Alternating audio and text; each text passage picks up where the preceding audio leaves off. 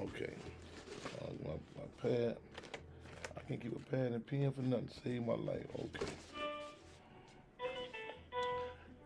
Okay, so when they bring me in, am I good on here? Y'all get me in? Welcome to Blog Talk Radio. Please hold to be able to listen. Oh, man. Okay, so that show the people. I'll hit y'all right back.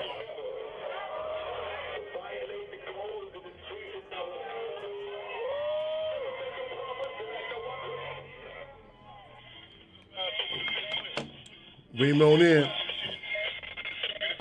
Bring me on in, y'all.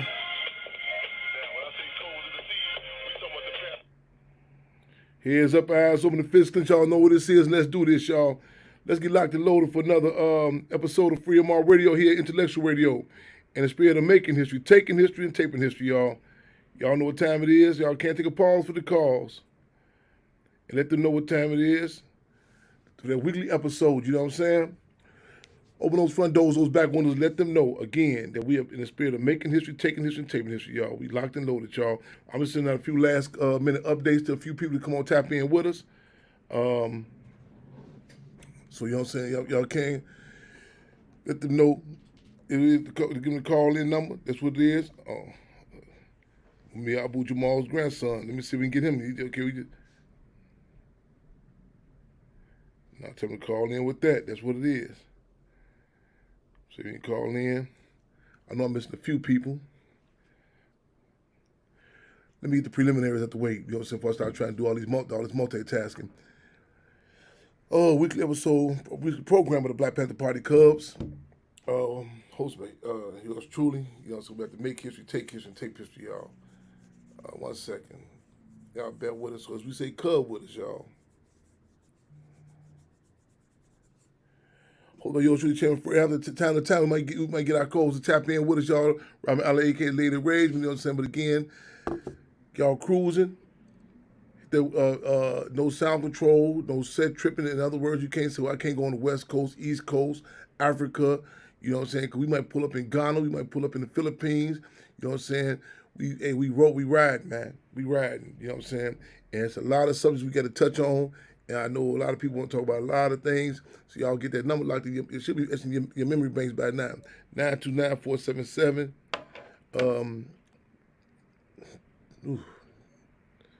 929-477-3785. And then, yes, and then press 1. Okay. And press 1. Here you go. I know somebody, I'm supposed to get this to somebody else.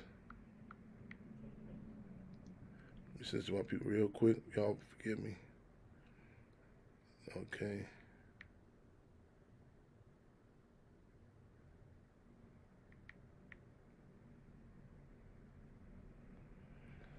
Okay, so I'm gonna get back on Instagram real quick. So we can do this here. Bam. Bam. Some information I'm not up to speed with, so I'm gonna need y'all tap in with us, y'all. Our slated subjects. Let me get a calling number again for you. 929-477-3785. Then press 1. Let me premise with say I'm self-critical. I don't have my coffee cup with me. I am self-critical. I do not like doing no commercials for these jokers here, y'all. But I had to grab some coffee. Been running nonstop. I mean, like literally Maywood, Chicago, Waukegan, you know, case of, you know what I'm saying, New Orleans, Alabama. Good evening, right back at you, no doubt about it. Yes, indeed. 929-477-3785. Then press 1. I mentioned Alabama. Just get back from Alabama a little while back. Freedom also to come right. We have Sister Tracy on the line. Free them all. Okay, free them all. Bear with us 1 second. Okay, you're gonna bring callers. Give me 1 second. Right, bear 1 second. Right on. We're gonna talk about the of course, April 4th, 2023 election, Chicago election, mayoral election. Now Mayor Brandon Johnson opposed to Paul Vallis. the last count was 51% as opposed to 49%. Your thoughts, your comments, your input. Talking about also the appeal on make sure I'm saying this correctly. This is the sixth appeal denied to long held political prisoner Mumia Abu Jamal. Again, Mumia Abu Jamal. Code red, super intense. We got to continue to press. You know what I'm saying? So we looking for some phone calls call in, strategizing some mobilizations to continue to organize. And that was a heavy hit we took. Going to gotta keep on swinging. We're looking for a phone call from Mumia Abu Jamal's grandson. Also, ironically, this is his today or yesterday was his wife's birthday. Who made her physical transition? I think was it 2 weeks ago? And ironically, that what I'm saying, the time of that. So that's the case of Mumia Abu Jamal. We're gonna be talking about also the quote unquote coincidence last night's stabbing death of got the individual's name, the person that's supposed to created Cash App. And you know what I'm saying? Just put it in context what's going on too. They talking about in Malaysia and other parts of the world, talking about, getting away from the American dollar, you know what I'm saying? So, even economics is political. So we want to talk about that. What's your thoughts on that? Donald Trump, the indictment of Donald Trump, your thoughts on that? A lot of historical things are happening. Again, historical context, the first former U.S. president to be indicted, because even former U.S. President Richard Nixon was impeached, but not indicted. That's a different discussion, actually criminally charged. Your thoughts on that? You think smoke screen for something, your input, so on and so forth. So feel free to call in the club being on. What's your thoughts about that? And again, the historical election yesterday evening. And this came in from Waukegan. I'm talking about that. Move to I need my pen and paper. Toya, give me his brother's name. Just missed my mind. Come to 1 minute. Had a commemoration in Waukegan. So much slips my mind. And the mother's Michael Walker's father, Dorothy Holmes, mother Ronald Man Johnson, Chantel, so many mothers and parents. I don't say parents were there, and you're saying I missed the important aspect of it was they refer to as the healing circle. You talk about that. The cousin Sterling, who's murdered. Who y'all forgive me? I'm moving so fast. Not Baton Rouge, Louisiana, by the police. And the outcry, I'm hearing her outcry now, during the event, and just hearing these different, the screams, from people whose sons and daughters were murdered, and just, the screams that you heard yesterday. It's a continuous reminder of the impact of police terrorism. But again, y'all feel free to call in, come in with us. I hope some of the mothers can call in themselves, some of the fathers can call in themselves.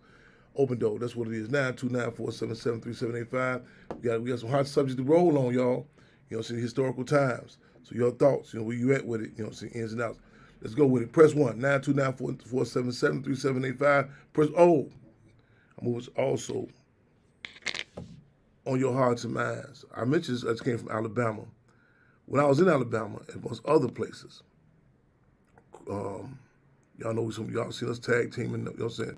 I don't think Cortez Rice was there this time. So Bianca, Auntie Breonna Taylor, Jacob Blake, but he was there, even if he wasn't physically there, he was there rolling. I think he had to work that day or something, but he couldn't physically be there at the Alabama case. But we just left another case together. Got the news early this morning. Around ironically, my time I wake up, get up for a minute. Jacob Blake had given me a call. Cortez Rice, who talked about his case, his son was murdered at school, was in a real intense, serious car accident. And and they say that they immediately had to take him to surgery.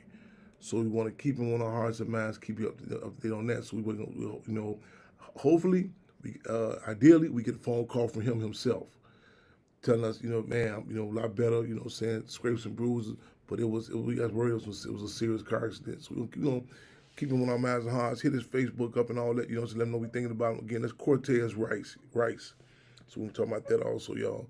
You know, that's other relevant subjects y'all think y'all need to bring attention to us on that. Come on in with it. 929-477-3785. Press 1. Welcome to Freedom Radio.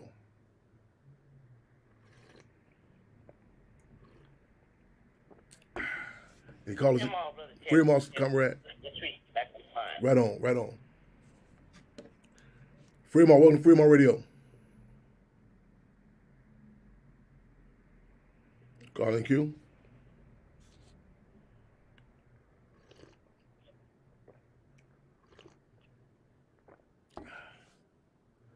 Is that calling Q? She's still there. She may be mute. Sister Tracy, your mic live. Freedom, can you hear me? Freedom, welcome to Freedom Radio. Yes, indeed.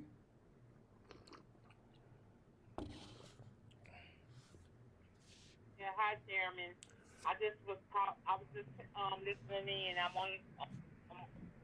wanted to just hear our topic with you. Sorry, now. Say again, what's up? Say again, what's up? What's going on? I'm gonna tell you kind of going in and out.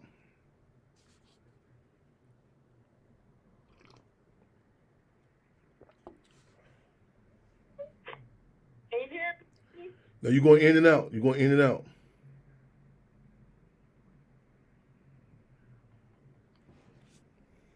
I just wanted to say, I'm just listening in for now, but Okay. I did wanted to know how it's going with the young man down in McKeith in Alabama, how that turned out, what's going on, if they gonna have another court date for him, or what else? They have already set a court date for McKeith. For those who just tapping in with us, the case of Lakeith Smith again. Lakeith Smith, who is now approximately 22 years of age, but at the time was 15. Again, I repeat, 15. Was sentenced in the state of Alabama. See Mr. Checkpoint checking in with us now. We were down in Alabama. Tina, his mother, grandfather, family, grandmother, everyone down there. Phenomenal. In fact, we had did a serious brainstorm and update again. There was some Cortez Rice again, Bianca, Jacob, Brother Jacob Blake, and others. Let someone tap in. Let me know if it's an up to date status we have. Cause we mobilize it now. Because the judge initially gave this 15-year-old child 65 years. Gave him 65 years in a case where the surrounding suburb, they're supposedly on a burglary. And you may say, what's the big deal? Like you hear different terms throughout, and the deal is, even if they would say everything is, like that time people slip over certain terms. So I didn't mean to say it that way. Let me stress the significance in regards to the law. You know, so you're going to say, well, what is a robbery, armed robbery? The amount of time, the window of time that the person can be issued is extremely, different. In terms like habitual offender act. If you've been locked up before, all this is important. 929. Someone type that number in for us again. 929-477-3785. Type it in for us, then press 1. This was not a home invasion, but what they said was a burglary. In other words, no one was in the home. It's technically a home invasion. You come into someone's home, it was occupied. And these children were supposed to be on the burglary. And actually, even the state said to get video games. And this is by the state's account. And the police murdered the other individual. You know what I'm saying? Murdered the other individual. And they refer to it as felony murder. And they don't even say that Lakeith did the murder. But Lakeith was given a 65-year sentence, went for resentencing 8 years later. And so the injury it was decreased down to 35 years, so 30 or 35 years. So we're still fighting for justice for Lakeith Smith, to get Lakeith Smith back on the street, back with his family, back to the community, where he belongs. And so, we guys call and tap in with us on that. Then we want to get definitely your thoughts. What's happening here in Chicago? What's happening? Wisconsin. Wisconsin has some extraordinary elections. Also, feel free, Maywood, some elections here. Bring us up to speed, your thoughts. This is, I think, Chicago stands out. In Wisconsin, they're talking about because a major defining factor, what I'm saying, I'm talking about American politics in general, the race question was something that could not be avoided. So this is something that we'll see. What's your thoughts on that? How you assess it? So again, y'all, let me we got a caller gonna call in a minute. Let us know the update if there's any more court dates on Lakeith Smith. As of now, offhand, I don't know any the next court date that's set for Lakeith Smith. But in the meantime, between time, we still encourage you to correspond with Lakeith Smith. You know what I'm saying? Send those letters of support. And matter of fact, go to I'm gonna get a website. So we can get us their website, the Lakeith Smith. That case, we want to get that up. We want to get that posted also. So give us 5 seconds, 5 seconds to 5 minutes at the most, and we're gonna post that website up there for Lakeith Smith. We're live and direct and free on my radio here, intellectual radio, spirit of making history, taking history, and taping history. They'll say the streets are still hot. They're talking about, what's happening. You know what I'm saying? This is second black mayor. After former Harold Washington, and there was I say black. I think it was something that was undeniable. Like it was the race question in Chicago, because the outgoing or the present mayor, outgoing mayor, Mayor Lightfoot, and even in her own vernacular, it was I've seen a lot of times of struggles about the term people of colors, so on and so forth, and that's like a taboo term, is even acknowledging just even saying the word black, and this and it's ironic that not a metropolis, a lot of cities you see, whether it be Atlanta, Detroit, where you can see majority black populace, but you've seen different words and history about black mayors. But Chicago again that once heralded the largest population per capita per black people, you would think there'll have been more black mayors. But again, neocolonialism is another number that has been extraordinary work in this city. In other words, white power disguised in black faces. And you may have, you've seen different people in position, whether black aldermen, so on and so forth. But it was, you go back and look at the timeline from the infamous Daily Machine, though they had different, black faces in different spots, like, precinct captains, aldermen, so on and so forth. But to be the actual face of the machine, it was the infamous Democratic machine in particular. You know what I'm saying? You automatically think about the Mayor Daley, and you see, pass around hands, but still stay in the circle of the Rahm Emanuels and the likes. And so people say, so now, where's it stand now? And our discussion, what's the difference between electoral politics and politics? We want to open discussion for that. We're live and direct on Freedom on Radio, locked and loaded, making history, taking history, and taping history. Any other calls in queue? And bear with us. So Tracy, just stay posted looking. We're gonna have a caller call in, give us an actual update, answer your question directly, as well as give you a website to check. JaMal, Brother Chairman. Free Monster, come right. Brother JaMal Jr. on the line. Welcome to Freedom on Radio. Who do we have here again?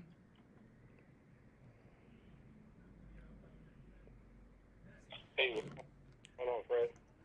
Chairman. My brother. Okay, right on. Y'all forgive us. We have some, I guess, this is the second calling to call in, and it's like going in and out. So forgive us, bear with us, or we say cub with us. We have, okay, this is Mumia Abu Jamal's grandson. We have online with us. Introduce yourself for us, little brother, man. First of all, it's good to hear you. Good to hear you. I hate that it's good, you know what I'm saying? I wish we were talking, you were calling in with some different updates, but we're going to talk win, lose, you know what I'm saying, however this go, you know what I'm saying, during the highs and lows of the struggle, as opposed to we're not going to be no fair weather friends. So give us, who are you, and you know what I'm saying, and then we're going to get to the heart of, why we talk, and why we got to talk, why we can't afford the luxury not to talk and walk. In other words, why we can't, we got to continue to organize. So let us know we are. My sister Tanya in the building. Man, good evening to you as well. Sister Angel in the building, right on, man. Free them all. No doubt. Comrade Stan McKinney in the building. One of the vows of Black Panther Party. Cuz boy, that's what it is. That visionary Minister UEP News said the spirit of people is within the magic knowledge. You better believe it. Yes, indeed. Welcome, my brother. Who do we have here online with us? So our audience can hear. Hey people, my name is JaMal Jr., grandson of prisoner Mumia Abu-Jamal. Mumia Abu-Jamal being a long supporter of African struggles in the United States, and also a big struggles all throughout the world. It's again, y'all. This is JaMal Jr., the grandson of long-held political prisoner Mumia Abu-Jamal, author of so many books, former deputy minister of information for the Philadelphia branch, Pittsburgh chapter of the Black Panther. The Philadelphia branch, Pennsylvania. Pennsylvania, I guess chapter of the Black Panther Party. Covered down on so many cases, mainstream cases, you name it. Also, but in particular, you know what I'm saying, actually working with the Move family, covered a lot of work on the Move family, has been on death row, has literally, Mumia Abu-Jamal has literally kissed the casket, tangoed with torture, and danced with death. Again, kissed the casket, tangoed with torture, and danced with death. He's been given death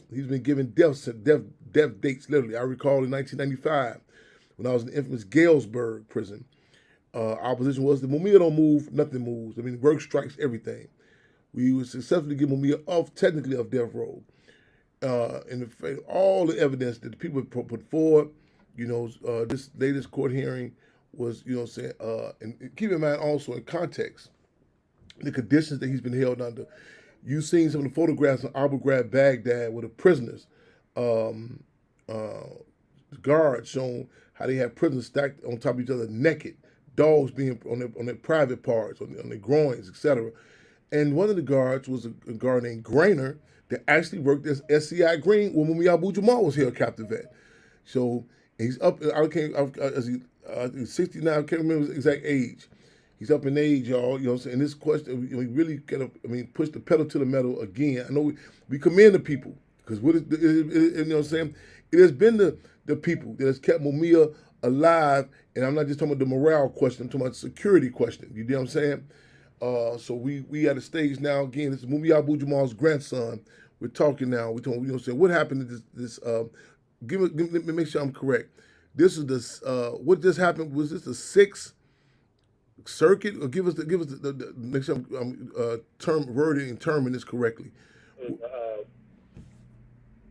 Was a common pleas court judge, Lucretia Clemens, who released the inmate from prison back in May 2021, where prosecutors illegally withhold evidence of innocence and called the man languished in prison for nearly 30 years on a wrongful murder conviction.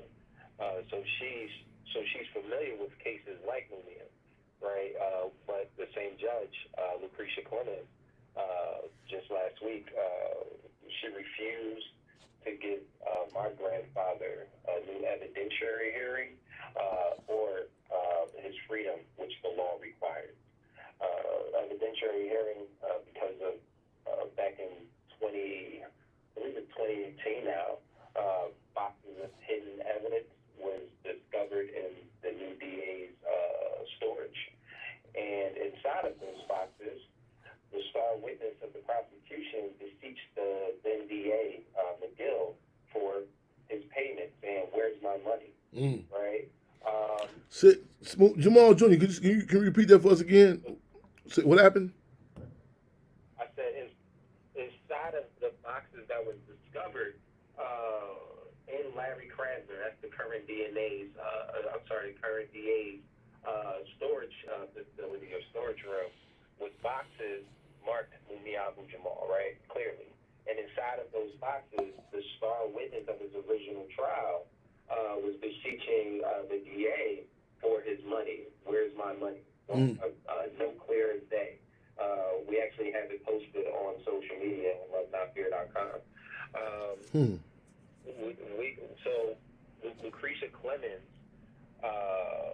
was supposed to, see truth and see the reason why Mumia's imprisonment is wrongful, right?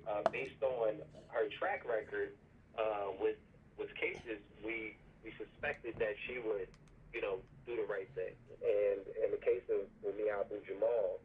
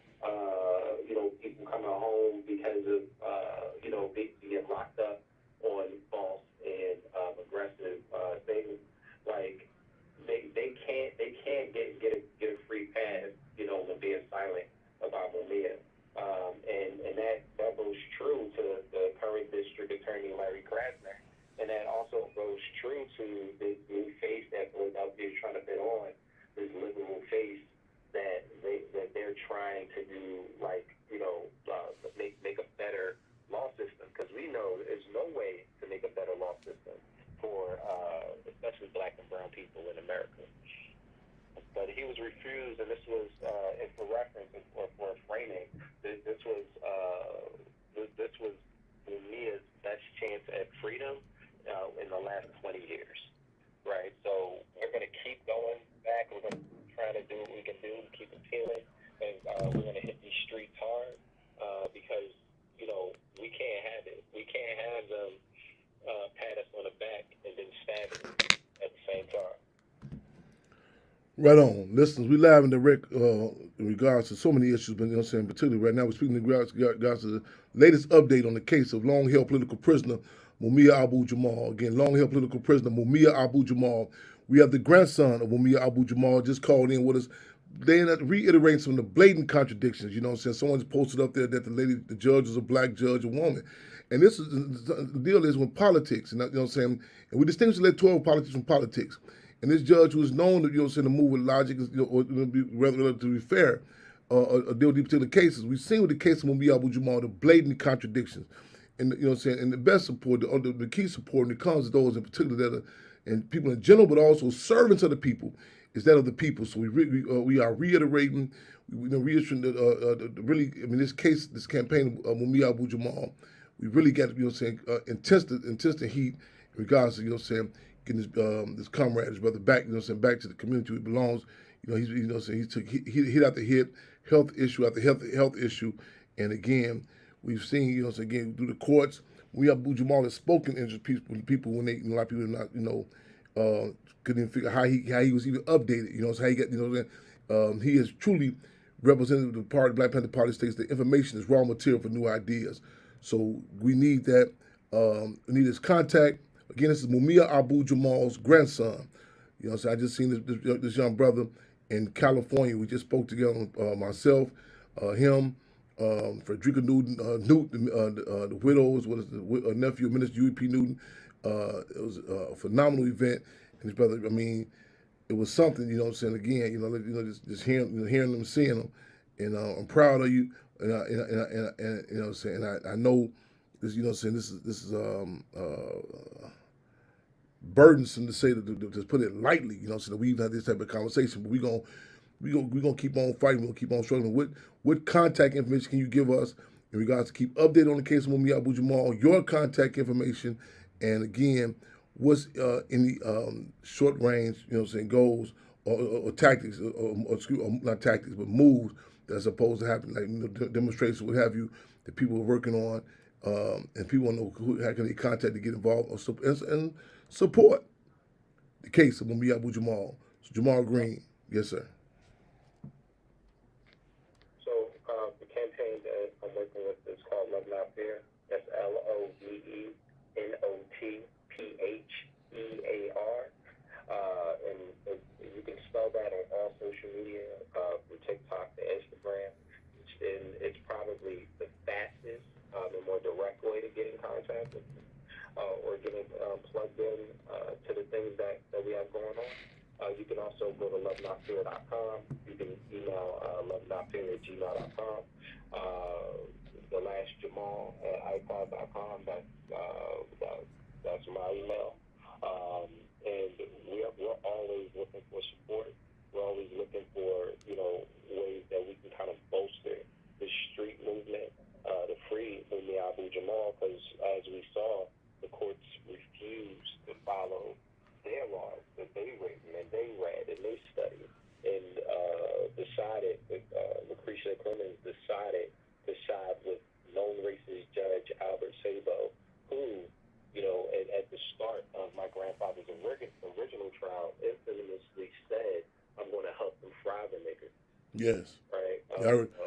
As soon as he mentioned Judge Sabo's name, my mind went right there. Again, this is the previous judge said, "I'm going to help them fry the nigger." This is the judge. As soon as Jamal Jr. Mumia Abu-Jamal's grandson, when he mentioned that, I remember that whole discussion. I was talking about that. Yeah. So I'm glad that, like you said, let's not talk about race. Let's not talk about politics. And you shouldn't deal. You shouldn't utilize the race card. Now, our position is that white power dealt the deck and capitalism controls the cards. So again, white power dealt the deck and capitalism controls the cards. we are, with the hand we've been blue, that we've been given. You know what I'm saying? So I recall that. Okay, my fault. I didn't mean to cut you off, young brother. Go ahead. No, no, no, no. It's true, man. Like this is the original person who sentenced my grandfather. The crime scene was doctored, and it was an incorrect crime scene presented in the original trial. But this is stuff that happens to everybody that goes to court, Yeah. especially when they black and brown, like in this criminal justice system. The crazy part is, in Mumia's case, everyone around the world sees this trial as a sham trial. Yes. His imprisonment, as a way for Pennsylvania and those who want to like really uplift, crucifying a black radical, right? Like everyone around the world can see that this is a sham.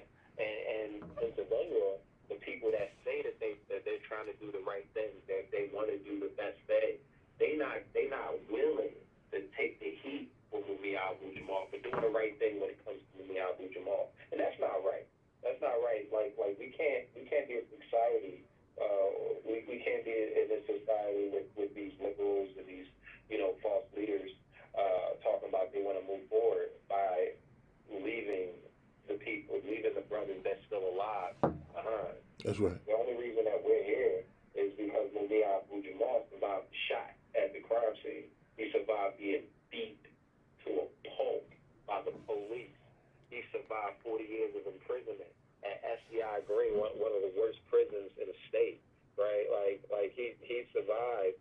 He survived, and we got to do what we got to do to make sure that he doesn't survive just to die in prison, because that's Jamal, you mentioned Mumia Abu-Jamal, your grandfather, has been locked up for 40 years.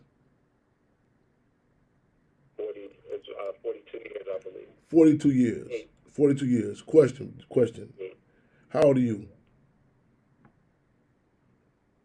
I'm 35 years old. I'm questioning. I have children. He has great grandchildren. You have children. You're 35 years old. How is it? Again, ladies and gentlemen, just tuning in, brothers and sisters, just tuning in with us. We're live in the record, grandson of Mumia Abu-Jamal. The question is about you being 35 years old. Mumia Abu-Jamal has been locked up 40 years. What is it? What do you attribute to? How you can? The impact, how is it that people that was standing around North Dakota challenging the pipelines, the indigenous community, people, other prisoners who never met Mumia Abu-Jamal, what different communities throughout the world. My first time leaving the country, I went to France with Pam Africa, Mona Africa, and others. People that talk about it as a street name in honor of Mumia Abu-Jamal. What do you attribute it? What impact do you see that people that relate and that talk about this case of Mumia Abu-Jamal, as well as if you can take it to your front doorstep for us. You are 35. How I mean your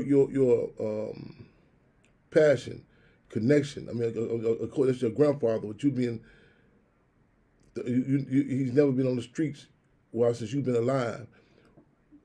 And Mumia, what do you attribute that to? What is something you attribute it to, that connection that people are still pushing and relating? You know what I'm saying, to the and symbolize and see the symbolism of the case of Mumia Abu-Jamal, how, you know what I'm saying, for political prisoners, and just so many, as I mentioned earlier, cases in general. You know what I'm saying, challenging the pipelines to, that you just mentioned, dealing with his, you know what I'm saying, how it impacts you dealing with your children. What do you attribute that to? So let me preface it with, I first was able to hug my grandfather when I was 25 years old. My oldest child was being born. Actually, she had just been born.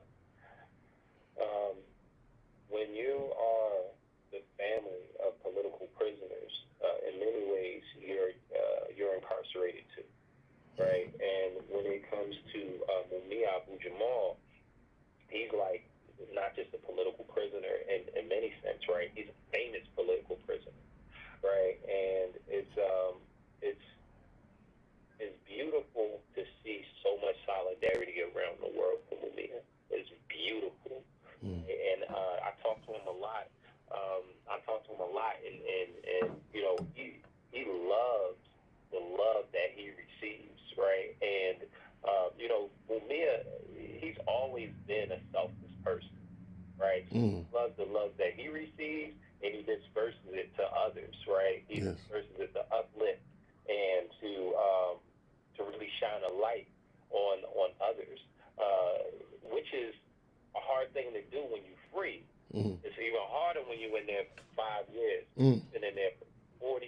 years and still doing it.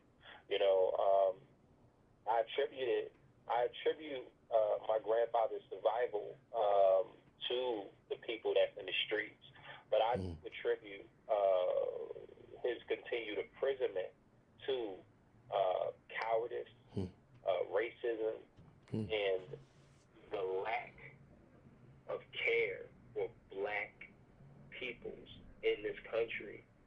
I attribute his continued imprisonment to that because remember, he's 68 years old. He just how old is your grandfather again? He's 68 years old. He'll be 69 on April 24th, and there will be birthday events all around the world. I know in Oakland we're erecting a mural. I know in Philly we're erecting a mural.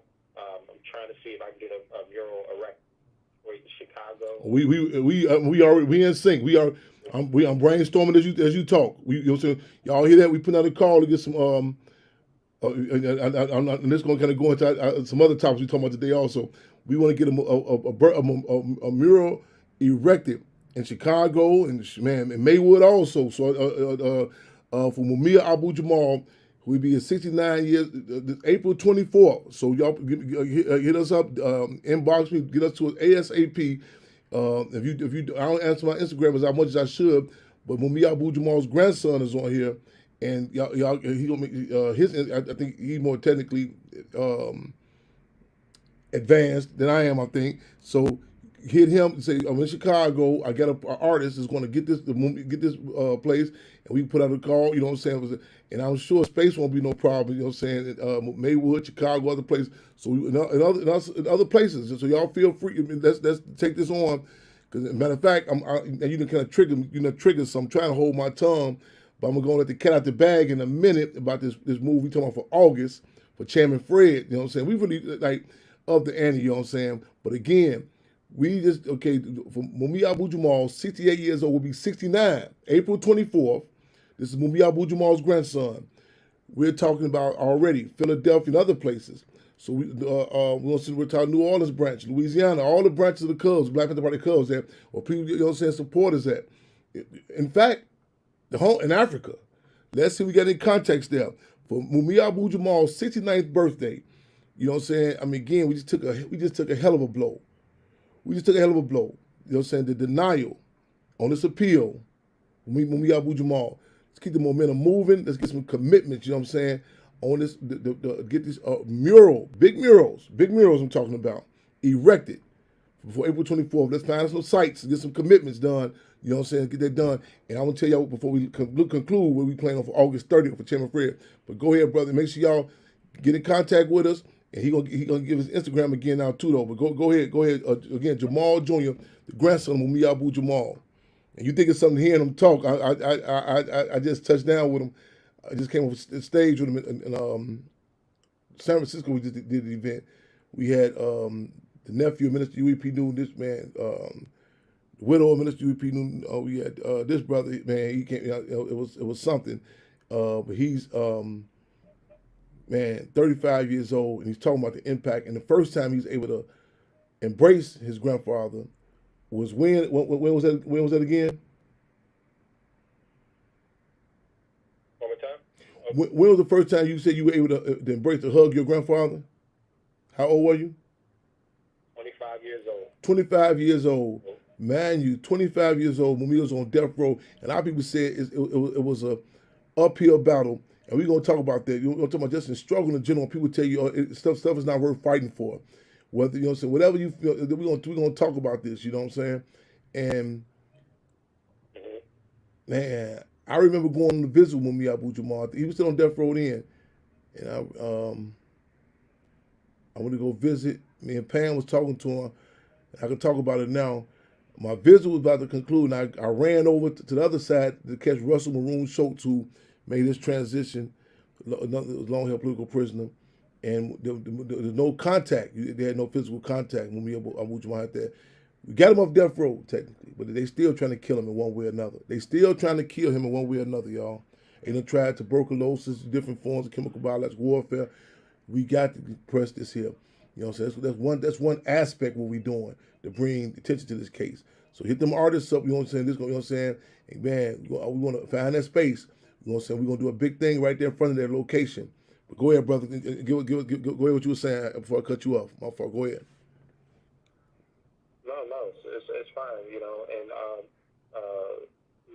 so like, you know, just the impact of Mumia's imprisonment, I believe, like set precedent for how the courts treat black people and brown people in the courts, because Mumia's case was not only a case of reasonable doubt, but as we dug into it after the decades and the decades we dug into it, it's a case built on lies and really powered by racism and, you know, people who want to just, you know, be buddy inside of Pennsylvania rather than giving a man his freedom, or the freedom that should have been taken away. And what I wanted to kind of end on is as I was doing a panel up here in Northern California with other activists, and it dawned on me, you know, Mumia's case, or Mumia's situation is a situation of police violence. It's a situation of prosecutorial misconduct. It's a situation of elder abuse, right? Because he's 68 years old. He just survived the double bypass. He survived like multiple ailments, and you know, the prison is not designed for elders to survive, right? They give them little to no health care. They sure and they try to kill them with the diet. Like we have to have people go up and see my grandfather as much as possible, just so we can get a salad, right? Just so we can get fruits and vegetables, right? These are the conditions that Mumia is living under.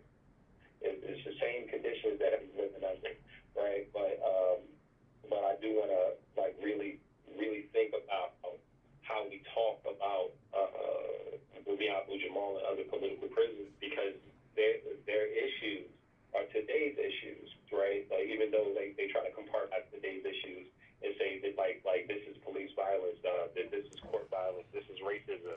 No, it's everything all together. We have one war, and that war is capitalism and racism, right? Like we just can't pick a battle and be like, yo, that's what we're gonna fight for. We need to fight. Like I always say, you know, like there's a lot of people out here willing to fight the symptoms, but we need to just fight the disease. And as long as we band up and fight the disease, the symptoms will alleviate. So you're right. Y'all hearing that from JaMal Jr., the grandson of Mumia JaMal. Man, please give us your contact information one more time, young brother, before you leave. And we will get you up in Chicago, man, and stay in contact, man. I love you, man. Give your grandpas my love, give your family my love, give the community my love. Give your contact information one more time for us. Sweet. The last JaMal on all social media. Love Not Fear, and fear is spelled P-H-E-A-R on all social media. lovenotfear@gmail.com. The last JaMal at iCloud.com. And, you know, like, let's keep it going. Let's keep the solidarity. And thank you very much, Chairman, for having me on your show. Thank you, man. Anytime, anywhere, man.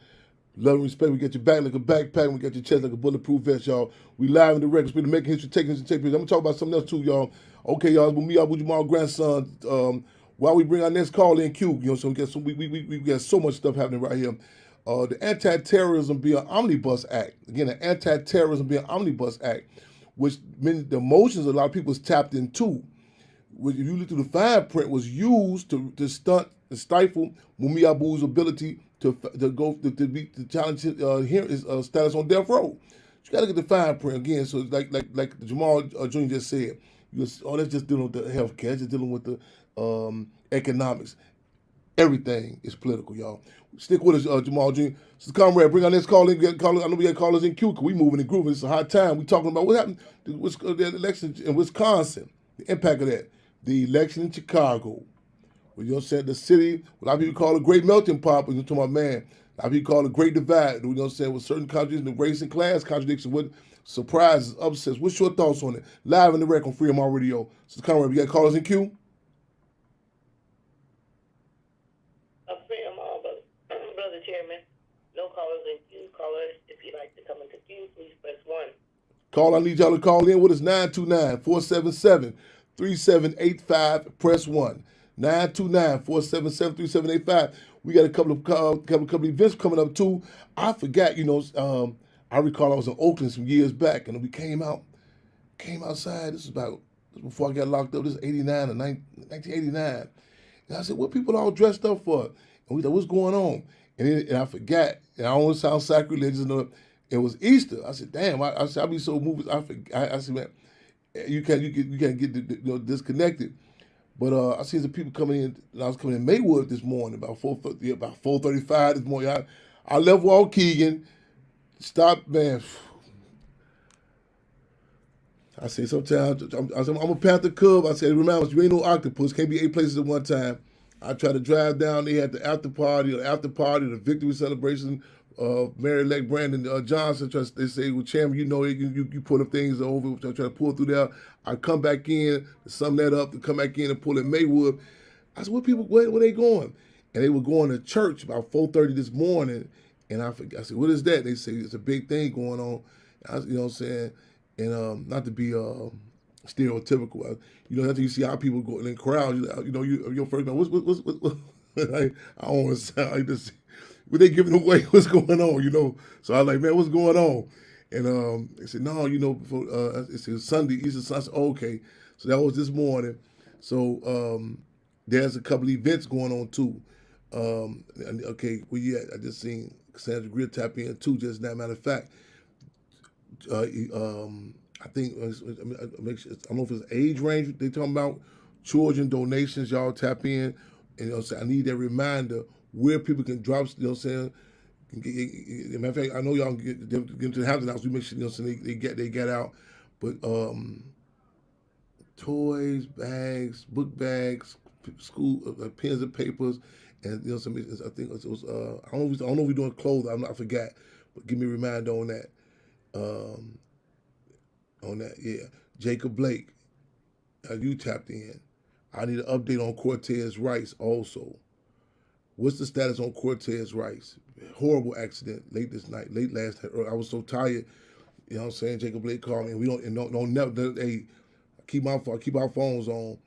What happened, Brother Cortez? And forgive me. I'm always with us. I want to check. So was I break wires? Was they cut? Because when you in this line of work, y'all, people were saying people was kind of we was like discussion. We like make sure be careful. Brandon Johnson get the food and coffee from. This is not no paranoia. This is a history. You take into account Chicago in particular. When I was in prison, the guards had a thing term they used. They called it the Harold Washington trays. This is the actual the guards referenced it. They will tell you keep being a troublemaker. They're gonna bring you a Harold Washington tray. This is the prison guards will tell you in prison. So they you know what I'm saying? And in fact, in 1994, I was in Big Muddy River, and they had brought this tray to me. Let me know, jump in to the comrade whenever the caller come bring them straight in, and the caller taps and bring them straight in. Let me know. And the food, the breakfast usually come out 6:30, whatever. They brought about 5 something. They hit what they call a chuck hole, pancakes, peanut butter, sauce. Man, I said, what holiday is this? None of the other prisoners had got their food. I said, well, y'all, why they get us all this food, this big breakfast? What holiday? So you got your breakfast, Chairman? I said, yeah, I got y'all didn't get no breakfast. I said, no. So I bang on the door. I said, man, where they food at? Don't worry. The guard said, don't worry about nobody else. Just worry about your food. I said, what? I said, man, get them their food. Then when the guard told me who his name was, it was a CO by the name of Cox. I'll never forget it. And Cox was notorious. And I said, that's Cox? He said, yeah. I said, oh, I'm definitely not eating this. So, man, and I flushed it, and it come to find out, Brian Stevens was working on my case at the time. I remember this here. He's the one that did the movie Just Mercy with Jamie Foxx and Michael B. Jordan. And he had to go work on Mumia Abu-Jamal's case because something was going down with Mumia Abu-Jamal. This is 1994. I remember it. And the guards will tell me, we're going to give you a Harold Washington tray. So again, these are different items you got to keep in context, y'all. Okay, so we're going to be we moving and grooving, y'all.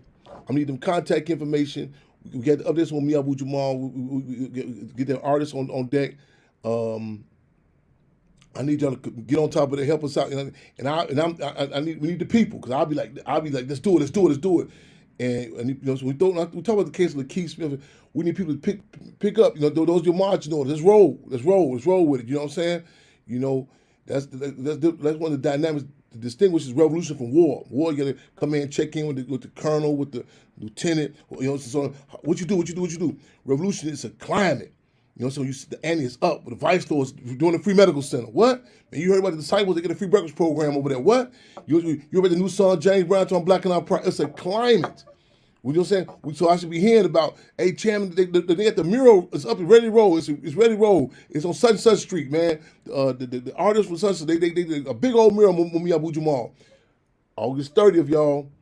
I ain't want to let the cat out the bag. You know what I'm saying? What you did, we going state to state. We talking about, man, painting the city Chairman Fred. I ain't say painting the city red.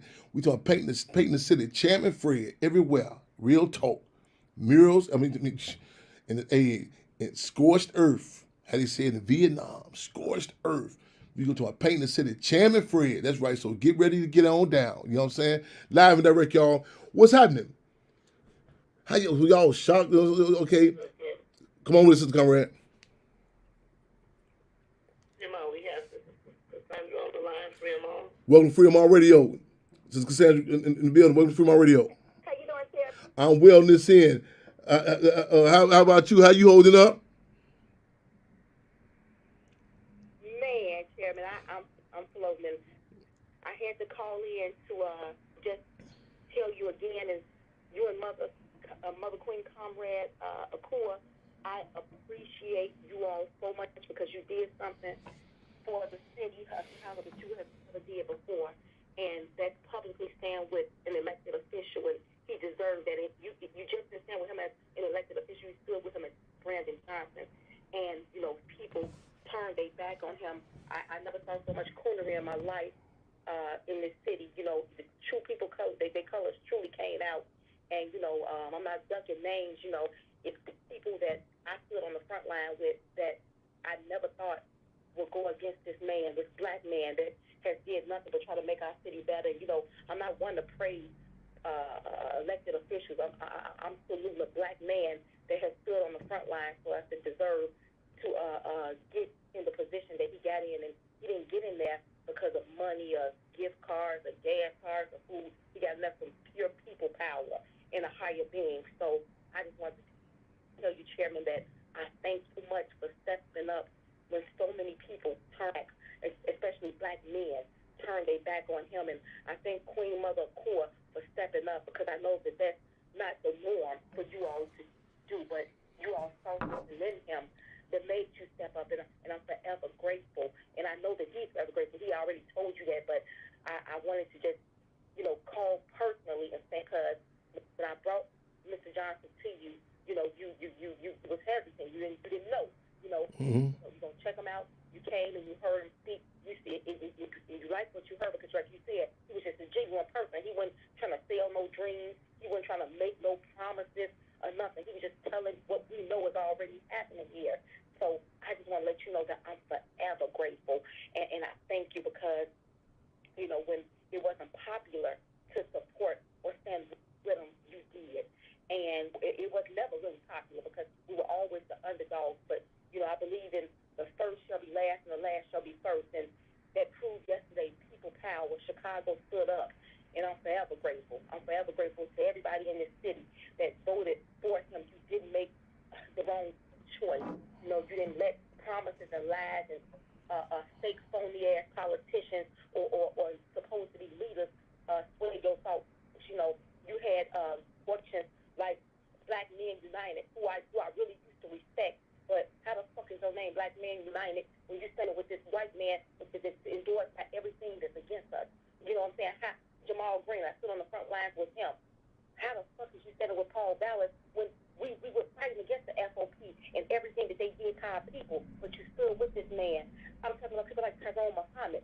Like, how do an ex times when you're standing with the people that want to keep us locked up. I don't understand none of this. But, I'm not ducking no names. I'm not ducking no people. That's their choice they made. Their choice. We stood up. We victorious. And I just want to let you know I thank you. And I appreciate you. I thank people like Justice Blake who stood out for that, who was on the front lines with us fighting. I thank people like Tanya Watkins from Soulless Action, Nate Sanders, all these people that was out there on the front lines with us. I'm talking about we were the underdogs. They were laughing. They were mocking us. They were getting millions of dollars. And we were just going off sheer people power. Sheer people power. So I just want to say, Chairman, I thank you. I salute you. I honor you. You're a real black king. Mama Core, a real black queen. I'm forever grateful. And I just want to tell you that. Revolutionary love and respect and appreciation. Let me, little background, a little background. I just flashback again. You from the infamous Cook County Jail. Since and this, I was trying to put it in context of time and with not only our people, the world was hit with this dynamic, this plant. We would say the pandemic, and a lot of people know if they're gonna live tomorrow. What in the coronavirus? You know what I'm saying? And you were talking about, you had that poster, your husband, Nicholas Lee, and like I say, a lot of people, put it in context of time, a lot of people know the world's going to go down, a lot of people, storm food, the world going to end, so on and so forth. And Lenin had said it would take people 20 years to learn ordinary times. They learn in 2 years in revolutionary times. Contested conditions have happened, they continue to happen. And I sometimes I hate this about myself. I flirt with fire. I love learning. I don't want to hide in the contradictions. You know what I'm saying? And Chicago, I talked about this before. The history of electoral politics. You know what I'm saying? Not just, Chairman, you don't do politics. No. We do politics. Like you know what I'm saying? Like everything's political. Words, terms, fashion. Frank Sinatra said Chicago. This was this kind of town. The gangster, cutthroat. You know what I'm saying? That goes down in it. And I try to, like any apparatus, any tool, whether it be electoral politics, whether it be hip hop, to make sure we deal with it don't deal with us. And and everything, the time and location, like people say, like when I go to different cities, people say, Chad, why you got different uniforms? I want to make sure I have something to distinguish the Black Panther Party Cubs, someone playing with the legacy of the Black Panther Party. I go in, it's political. You know how we come in, like I tell you, even our hats, it's political. You know what I'm saying? There's a uniform of the Cubs, so on and so forth.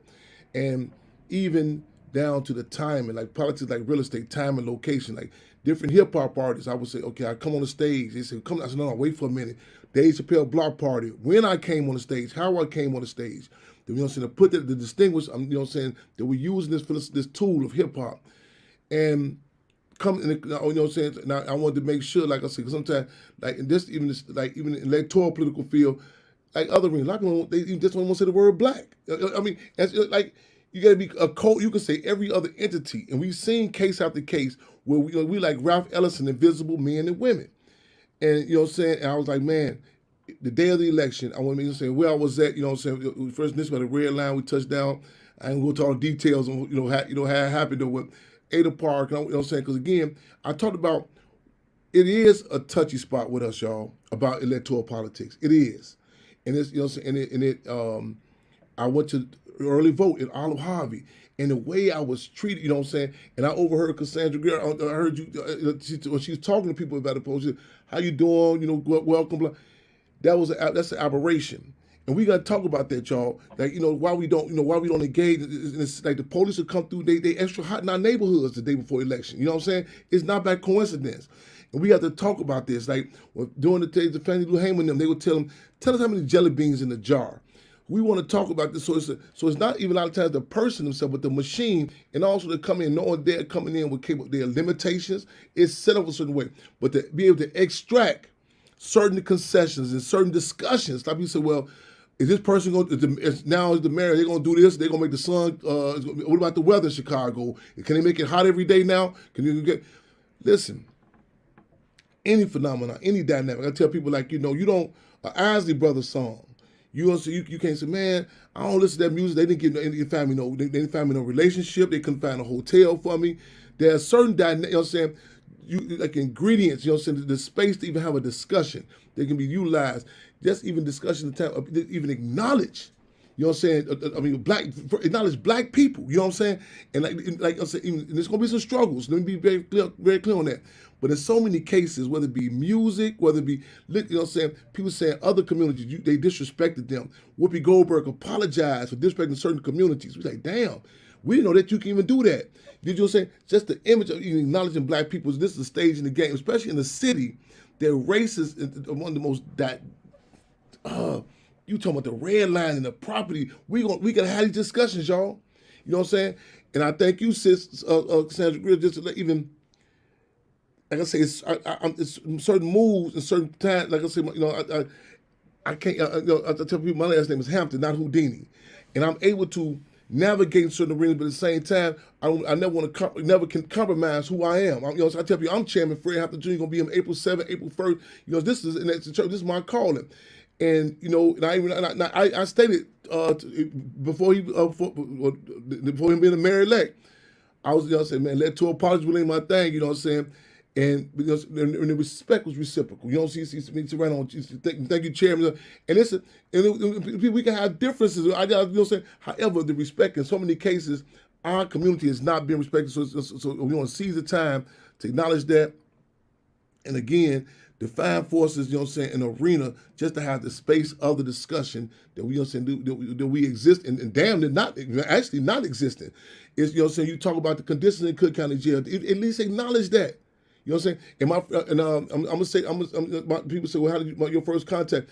You saw the museum, and you came to, it was December 4th, I forgot, or August 30th, I know those two dates.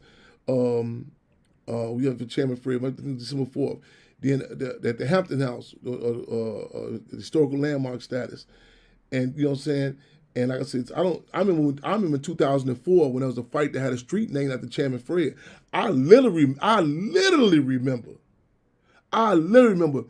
all politicians. I'm talking about, it was like a breaking process. I remember Alderman Bill. I remember them saying, I don't know who that is. I don't want to say nothing about it. They had people question, damn, who is Chairman? People were scared to have a street named after Chairman Fred. 2004. And I remember it was, even if people disagree with it, it was heartbreaking to see. Grown, John Deneen, Frank Canizero is over the FOP now. John Deneen was over the fraternal or the police then. He was, you should have heard them. I remember on the radio, Alderman Ed Smith, on VON, Roland Monica. I remember this detail. They was like, I made a mistake. I thought it was a football player. Scared to say his name. These are grown men and women scared to say Chairman Fred. These are, adults.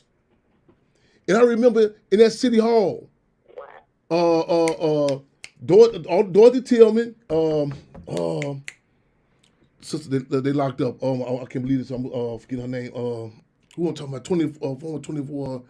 Both of them stood up in defense of the fight that had the street name. I can't believe this here. I'm moving my.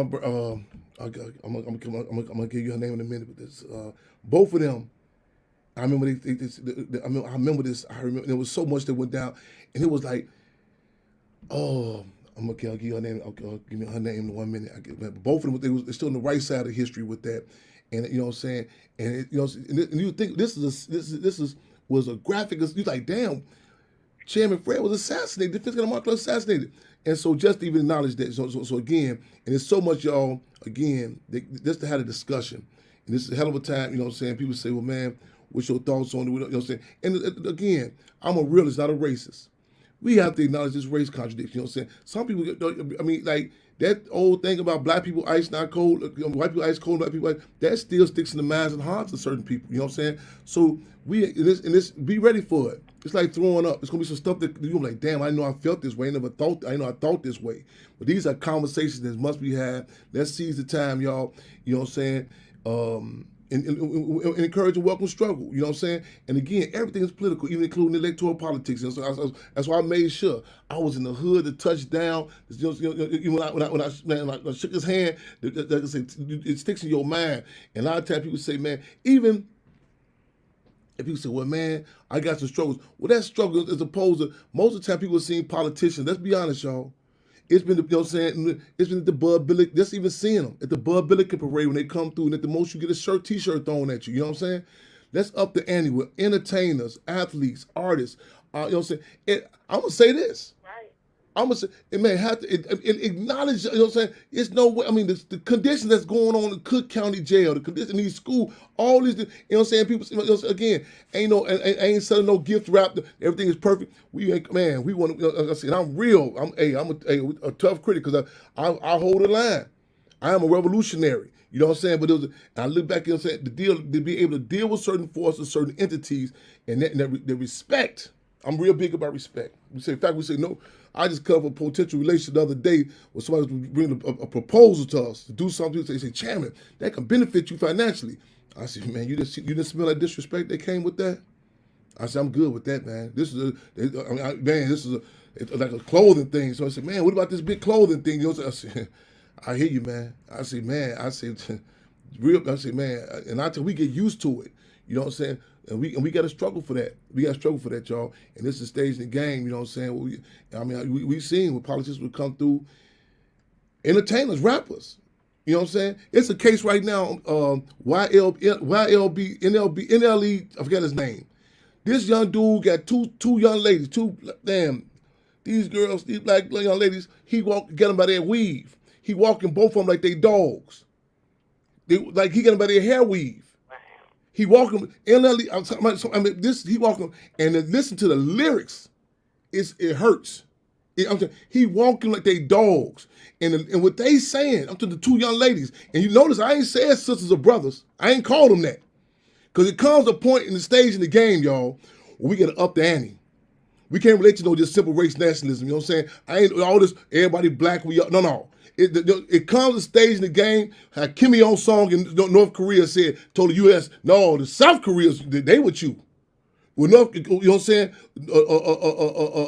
Vietnam, Ho Chi Minh, and Gia said no, they with you. It comes a stage in the game in our community, y'all, where lines have to be drawn. You'll say, okay, dig, man. Hey, that's a different dynamic, man. That's not that Rottweiler. That's a different. That's a Sooner. What you call it? What you mean a Sooner? They got some dogs that call them just Sooner. What you mean? Sooner he shit. You know what I'm saying? I don't know what breed he. I don't know where the fuck he come from. And it comes to stage in the game, y'all. So let's up the ante, y'all. A different sort of athlete. You know what I'm saying? I think we don't even know nothing about these. You know, man, we gonna start getting some civic classes. We should know who these people are. We start making field trips to City Hall. You know what I'm saying? Let them, you know what I'm saying, touching down. You know what I'm saying? Let this be a common conversation. What are they talking about? What's a TIF? What is a tax increment fund? You know what I'm saying? What is stop and frisk? You know what I'm saying? What's the quote? Make it common every day. What is a zone is? What you know what I'm saying? How can a liquor store pop up in our community? Well, you know what I'm saying? Who's this? What if they donate? You know what I'm saying? What community is it? Man, a community. When we go to church, no, you know what I'm saying? We just ain't coming to get no emotional release. Like in the Catholic church, they go there, they see Father Ike, whatever, they say, hey man, okay man, my son got locked up. You know what I'm saying? Talk to such and such, you know what I'm saying? And the music. It should be common everyday discussion, y'all. You know what I'm saying? And again, this is a hell of a stage in the game. You know what I'm saying? That's some discussion. This is and I was saying, commenting to you earlier, your grandson being with you, Sandra. And I thought about, and you never like just people. I'm gonna say this. And I'm not just saying just images, because people say, well, you know, just Obama said that. I mean, this is a person who did an interview with Katie Couric, because she asked him, you black or American first? He said Obama said American. And this, you know, who only time he even addressed black people was on black men, was on Father's Day at the church. The church I'm trying to think of. But just the image, you know what I'm saying? I remember in elementary school, I'll come out the house on my mother's porch when Harold Washington just walked down our block. I remember that. I remember that sticks in my mind. I remember that, you know what I'm saying? I remember going to school and the teacher saying, you late? I tried to sneak in. He said, you late again? I said, yeah. He said, I seen you on TV with the Harold Washington thing. I said, oh, he said, don't worry about it. You come on in, you know. I said, what? So I'm coming late every day after that. Then I think Harold Washington was in the office, everything. He said, you can't come late no more now, you know. But so it's certain things in your mind. Some people have never even have no frame of reference. Some people never seen no black drug dealers, no black organizations. They ain't never seen no black. I mean, literally. They have they concept of religion, everything, they have never even seen it. Let's go on a black, you know what I'm saying? Black people or black, you know what I'm saying? So just, and I'm not talking in an abstract way. So seize the time and let's have it in contradictions at all. The highs and lows, man, ain't no gift throughout revolution, ain't no perfect allies, y'all. But let's bust that fear factor to be able, not that we look at electoral politics like it's that's, you know how you're grown for it. Don't talk about it. Let's stay at the room, mama. They in there talking. You know what I'm saying? They go in the room. We like block it off. We like block it off. You know what I'm saying? Okay. Try to get back in. We lost. Okay, we lost her. Tap back in. Try to call back in. I'm looking on time. So, comrade, how we looking on callers? Is she still on? Is she still on? This is Conrad? Free 'em all, baby. Women. Free 'em all. Free 'em all. We got Brother Stephen Lee Who? on the line. Stephen Lynn? Lynn on the line. Okay, bring him on in. I think I got a text. We get a fake. We lost Sister Cassandra Grissom. Bring her back in until you get to Stephen Lynn, Louisiana. You said Stephen Lynn? Oh, Tim. Steve? Fremont, that's Stephen? Yeah, that's me. Welcome, brother. Fremont, welcome Fremont Radio, my brother. What's the updates? How you holding? Man, I'm doing good, man. We getting ready to do this rally for our brother Green on Saturday. Give the information. Stephen Green, who was B-Back. Remind listeners who that is. In 2019, Ronald Green was murdered by the Louisiana State Troopers. They covered up, said he died in a car accident. But when the body count came out, they beat and dragged this brother. There was 5 pigs that did it. One of them, when he found out they're going to be charged, he pretty much committed suicide and killed himself. And there was a big old cover-up thing. And when you say everything's political, this was political, man, because the governor of Louisiana, Elvis, knew about it, and he did nothing about it. And he's been exposed to it. Who the governor of Louisiana? Since 2019. You said the governor of Louisiana? The governor of Louisiana knew about it, and he didn't say nothing to do with nothing about it. Yeah. Who was the governor of Louisiana? Remember, who was that again? John Bell Edwards, okay. Okay. Yeah. Let us know. One of the first things he did when he got in office was made a Blue Lives Matter law. Governor of Louisiana, I think that name put up again. We want justice for Ronald Green called into his office, and give me a contact for you. Give us I need the governor of Louisiana. We want justice for Ronald Green. And where's the demonstration being held that Saturday for Ronald Green, Louisiana? Being Farmerville, Louisiana, at the Union Parish Courthouse. The address is 100 East Bayou Street, Farmerville, Louisiana, 7. Type that in, somebody. 100. And on April 11th at 9 o'clock, they're going to do the ranking. Keep me posted. I'm gonna see. You know me. I'm gonna try to get down there. I'm gonna travel. Keep me posted. Yes, indeed. Keep me posted. April 11th, y'all. That's in what part of Louisiana? Farmerville, Louisiana. Farmerville. Yes. This brother Stephen Lynn, y'all, who we missed a trip to get out of Chairman Fred's Tombstone, Haynesville, Louisiana. Covered down, always down there. I mean, covered down. Check him on Chairman Fred's grave. You know what I'm saying? Covered down. Y'all tap in. Give me some contact information for my brother. Give me some contact information. Well, man, you can find me on Facebook. My name is going to be under Stephen W. Lynn. Lynn spelled Linn. Yes. Also on Instagram at 318 Steve. Justice for Ronald Green. Justice for them all. You know, I need that hashtag. I need to put out everywhere, y'all. Y'all Saturday and also April 11th, right? That's what it is. Yeah, no doubt.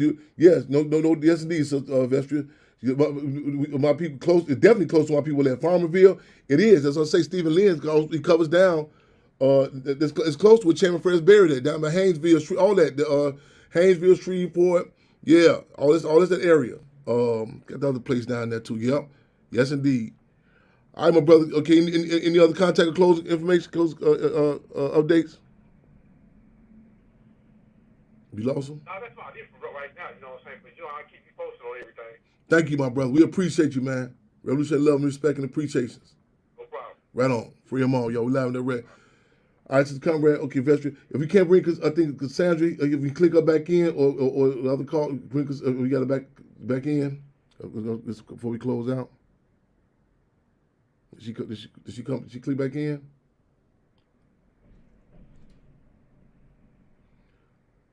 I feel my yes, the mic is live, yeah. You back on? Sandra, you back on? She said she got disconnected. Your phone, can you hear me? She on Facebook. I didn't call her. Did she press? No, she pressed. Did she press one? Did you call back in? Press 1. Yes, she's on. The mic is live. Oh, your mic, it's live, Cassandra. So you try to hang up and hit right back then, cause she can see you. I guess you live. Don't get me started talking about how to do this technical stuff. She can see you in the not the Zoom. The She not muted it. You say it is muted? She muted? She got to press 1? No, the mic is open. I was asking Oh. she check her phone. She may be muted. Cassandra, make sure you ain't get your mute button on. Cause she say she see you on it. She see you on there. They say they see you on there. If you can't, and what the other brother called back in too. Cassandra, you might get to hang up and call back. And Tanya, I see. Chairman. Hey, you there, sis? Hello? Chairman, it's Tracy. I wanted to know if you can explain that the difference between electoral politics versus regular politics. Could you explain the difference between the two? Politics is politics. Food, clothing, and shelter. Your survival. How you view it, how you get it, how you do it. Food. The terms you use. How you. If you saying how if you say someone died as opposed to assassinated. How you view the state, the system. How the state views you. How you view fashion. How you view beauty. How you view people. It's political. You know what I'm saying? It may.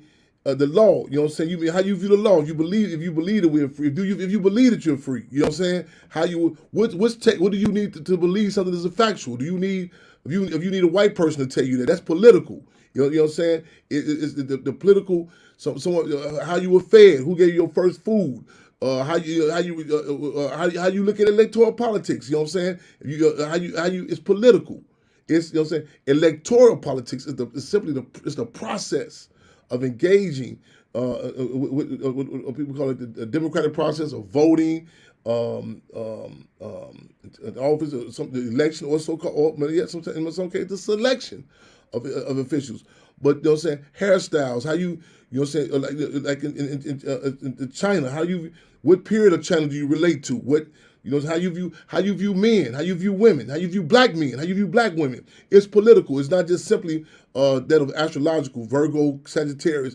It's the dynamics of survival, the impact of, you know what I'm saying, who you relate to, who do you trust, you know what I'm saying, what's your automatic response when the news comes on? You say the police say someone done something, they say the generation that comes up on carjacking, that's political.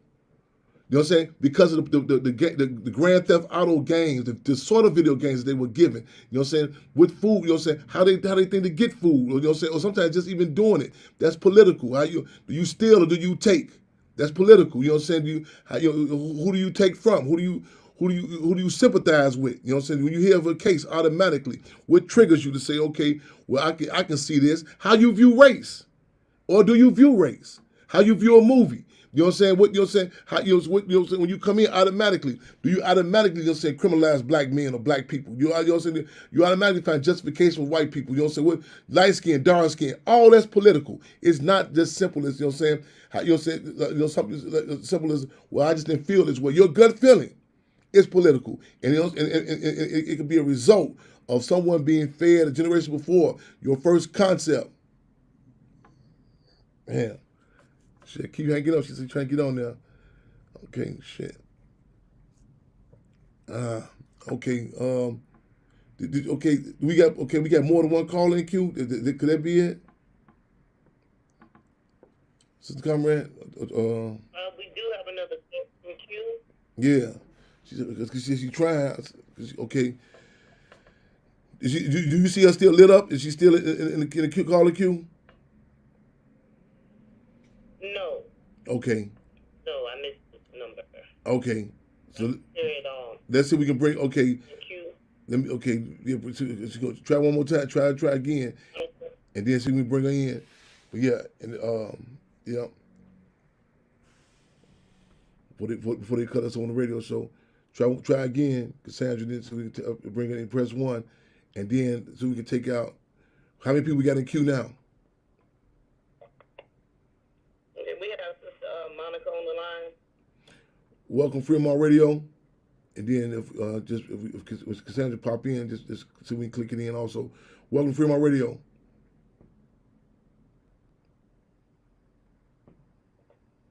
Hello, Fremont, can you hear We me? appreciate you as well. Okay, right on. We hear loud and clear. Yep. Okay, I got to test Cassandra. Okay, right on. Get the message. Okay. We appreciate you. Right on. Welcome, Fremont Radio. Okay, Chairman, can you hear me? This is Monica Padula. How are you? We good on this end. How you holding up? And say it again. Who is this again? I'm doing I met you a few weeks ago.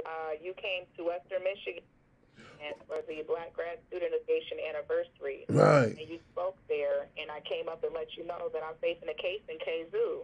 And, Yes. that I could really use some help, support, and even some guidance. And so call into this show, and I've been trying to figure out for this and how to get onto this call, and I finally got it together today. So, Yeah, y'all forgive us. We be going through some little technical difficulties, sometimes political difficulties, but yeah, forgive us on that. Give us. I don't know how long before they cut us off. Give us your court date first. I usually like to break it down what's happening with you, but they may cut us off. Give us your court. Do you have a court date? okay.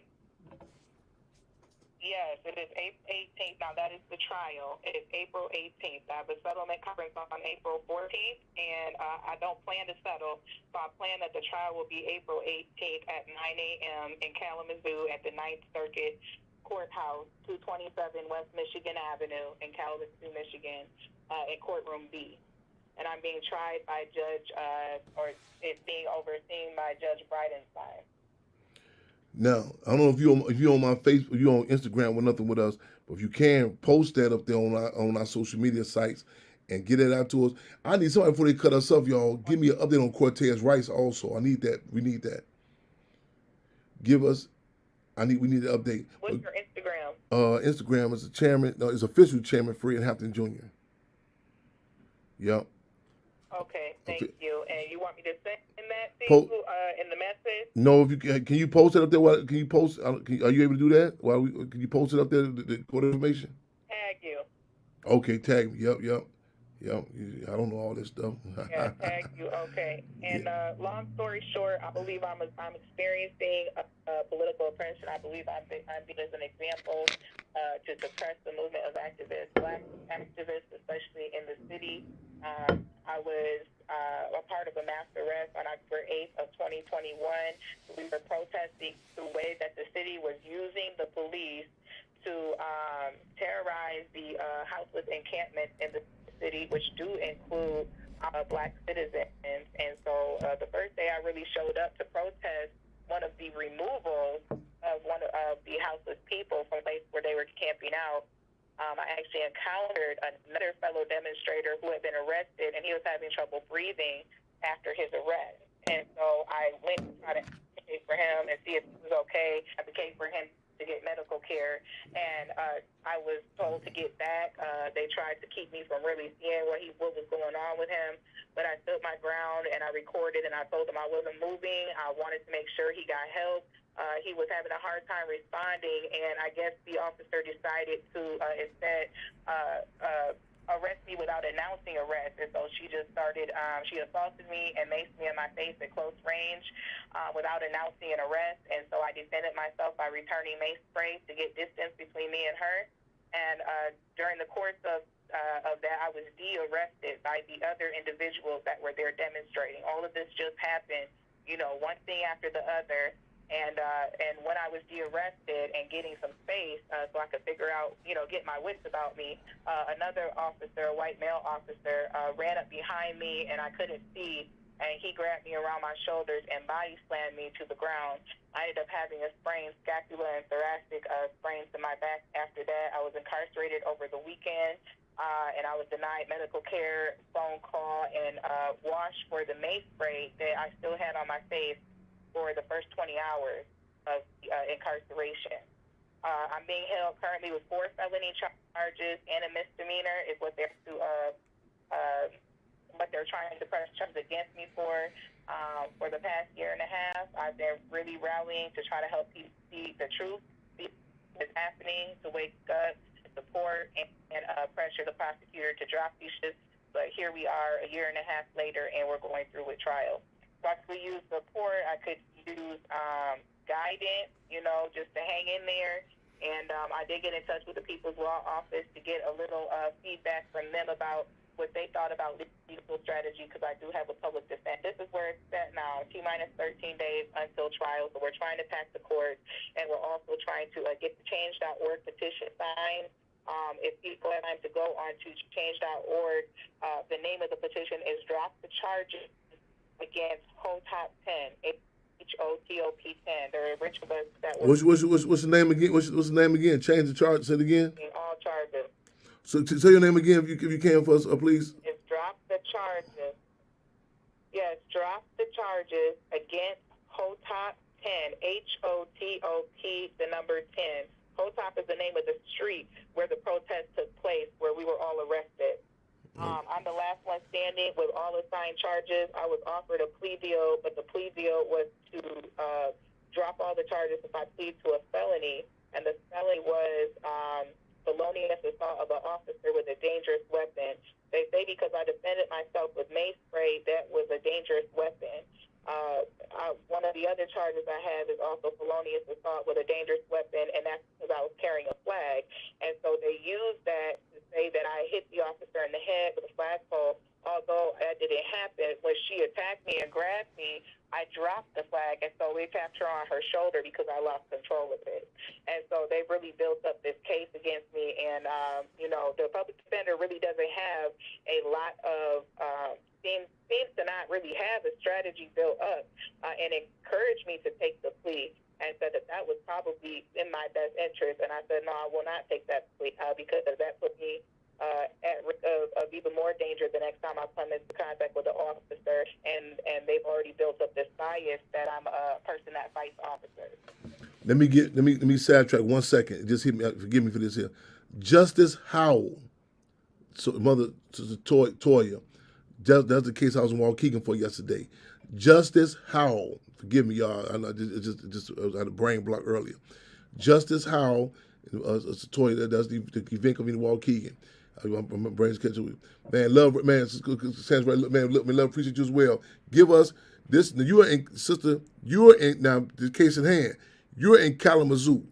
Kalamazoo is right next to Detroit, correct? And Kalamazoo is how far from Chicago? You know? Yeah, it's 2 hours each way from Detroit and Chicago. Okay. Kalamazoo. Okay, Kalamazoo. Okay, give us that last contact information once again and that court date again, so people send people and what people who may not can't be there physically, what can do to support? Absolutely. So what we're asking for is this: we're asking people to kind of do a few things. One of the things we're trying to do is to get people to actually call in to the prosecutor and tell them that they think that the charges should be dropped based on they think that the trumped-up charges were unjust to begin with. The prosecutor is named Jeff Getting, Getting. He's the prosecutor in Kalamazoo. I'm being tried by his assistant prosecutor, Amy Shepard. That's one thing we're asking people to do is to contact prosecutor Jeff Getting to get the charges dropped and put the pressure on him from that end. The other thing we're doing is asking people to sign the petition on change.org. It's called Drop the Charges Against HOTOP 10, HOTOP number 10. It's got 1,974 signatures, looking to get upwards 2,000. And there's information on there as well about everything I'm talking about. Lastly, I can be contacted through a few ways. My Instagram is Moni Says, MONISAYZ. I'm also on TikTok on that same handle. Monty says MONISAYZ, and I've made TikToks about this as well. You could also contact the BLM KZooBC, Black Lives Matter KZooBC, on Instagram or Facebook if you're looking for more with the help, or to stay tuned. We'll be sharing things that people can do to support there. Show you right, y'all. Another one for the history books, y'all. And let me close out with this shout out. Man, this brother Johnny, who played in the movie Judas and Black Messiah, him and his mother, man, so they came through yesterday. Man, they got me up there to Waukegan. They came yesterday. I had to come back in Chicago, you know what I'm saying, last night, get in, late, closing the event, you know what I'm saying? But they came back to have, I was getting a tour before they left. This young brother, man, phenomenal young cat, man. Again, y'all, man, shout them out, you know what I'm saying? I want to shout y'all out, the people in general. Y'all just keep updated.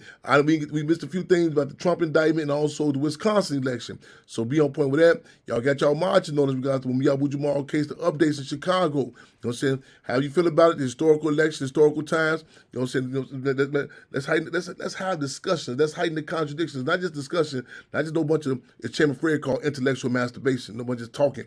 In the, you know what I'm saying, tying it into some work and just saying, again, heighten some contradictions, y'all. In the spirit of making history, taking history, taping history, y'all. Keep your heads up. Eyes on the physical. Another episode of Freedom on Radio. April 5th, 20. Oh, I can't not forget, April 4th was the assassination of Dr. King. Man, you know what I'm saying? Let's keep that in context, too, on the community calendar, y'all. Keep your head up, eyes on the physical, y'all. What's the call? Free them all. Right on, right on.